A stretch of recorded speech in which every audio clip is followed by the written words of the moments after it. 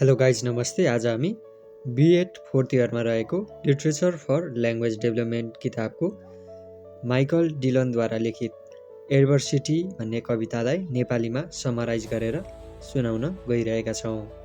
Without wasting time let's move to the video.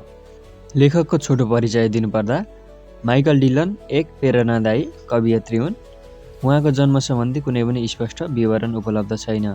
उहाँका कृतिहरू जीवन, आत्मचिन्तन, नैतिकता र मानवीय सङ्घर्षमा केन्द्रित छन्। एडभर्सिटी उहाँको प्रमुख कविता हो, जसले मानिसलाई कठिन परिस्थितिलाई आत्मपरिवर्तनको अवसरका रूपमा हेर्न सिकाउँछ। सरल भाषा र गहिरो सन्देशका कारण उहाँका रचनाहरू पाठकलाई आत्ममूल्याङ्कन र सकारात्मक सोचतर्फ प्रेरित गर्छन्। माइकल डिलनको एडभर्सिटी भन्ने यो कविताले मानव जीवनमा आउने विपत्तिहरू यानि कि एडभर्सिटीलाई व्यक्त गर्दछ। यसले हामीलाई जीवनलाई आशावादी यानि कि अप्टिमिस्टिक र सहज रूपमा हेर्न सिकाउँछ। यसको अर्थ के हो भने विपत्ति आउँछ भने त्यसको कारण हामी आफै पनि हुन सक्छौँ। कविका अनुसार मानव जीवन कठिन छ। सामान्यतया मानिसहरू आफ्ना पीडा र दुःखका लागि अरूलाई दोष दिन्छन्, तर कविले भन्छन् हाम्रो व्यवहारले नै विपत्ति जन्माउँछ। हामीले आफ्ना दुःख कष्टलाई सही रूपमा मूल्याङ्कन गर्न सिक्नुपर्दछ। सही सोचको नतिजा नै हाम्रो पीडा र कठिनाइको हल हो भन्ने बुझ्नुपर्छ। त्यसैले हामीले अरूलाई दोष दिनुको सट्टा आफ्नै कर्तव्यप्रति जिम्मेवार हुन सिक्नुपर्दछ। हाम्रो दुःखको सट्टा अरूको भलो सोच्नुपर्दछ।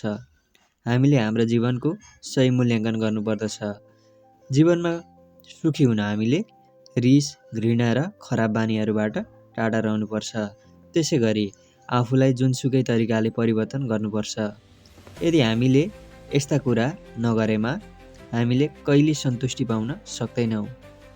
लामो समयदेखि मानिसहरू खुसी खोजिरहेका छन् र धेरैले जीवनमा सुख पाएको जस्तो देखिए पनि अधिकांशले अझै पनि सन्तुष्टि पाएका छैनन्। यसको वास्तविक कारण के हो भने हामी विपत्तिका लागि अरूलाई दोष दिन्छौँ, तर आफैलाई मूल्याङ्कन र परिवर्तन गर्दैनौँ। पृथ्वीमा जीवन बिताउँदा हामीले आफैलाई बुझ्ने प्रयास गर्दैनौँ। त्यसैले हामी सधैँ विपत्तिको सामना गरिरहन्छौँ। जीवनमा सुखी हुन मानिसले जुवा खेल्ने, मदिरा पिउने जस्ता खराब बानीहरू छोड्नुपर्दछ। साँचो सुख प्राप्त गर्न हामीले आफ्नो आत्मा शुद्ध बनाउनुपर्छ भनेर कविले भनेकी छिन्। यो थियो माइकल डिलनको एडभर्सिटी भन्ने कविता नेपालीमा। यदि च्यानलमा नयाँ हुनुहुन्छ र भिडियो हेल्पफुल भइरहेको छ भने च्यानललाई सब्सक्राइब गर्न नभुल्नुहोला भन्दै will meet in the next video. Bye by.